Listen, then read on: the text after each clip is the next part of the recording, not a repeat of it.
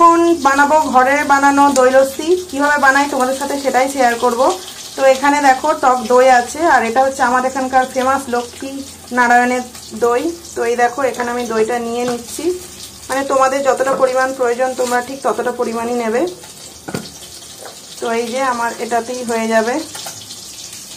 তো ভালোভাবে আগে দইটাকে আমি একটু এভাবে ফেটিয়ে নেব,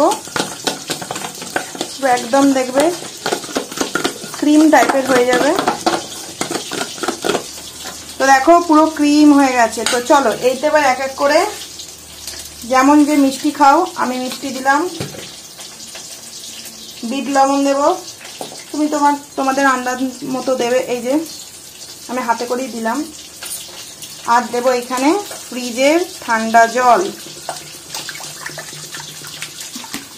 তোমরা নর্মাল জলও দিতে পারো, তবে ফ্রিজের ঠান্ডা জল দিয়ে করলে এটা কিন্তু দারুণ টেস্ট হয়। তো এইভাবে ভালো করে আবার এটাকে ভালোভাবে একবার ফেটিয়ে নেবে। তো দেখো আমি একটু গ্লাসে করে এইভাবে ভালো করে মিশিয়ে নিচ্ছি, চামচের থেকে গ্লাসটা বেশি ভালো হয়। দই লস্যি পুরো রেডি, ঢেলে নিচ্ছি গ্লাসে। তোমরা কে কে খেতে চাও বলো। দেখো পুরো 2 গ্লাস।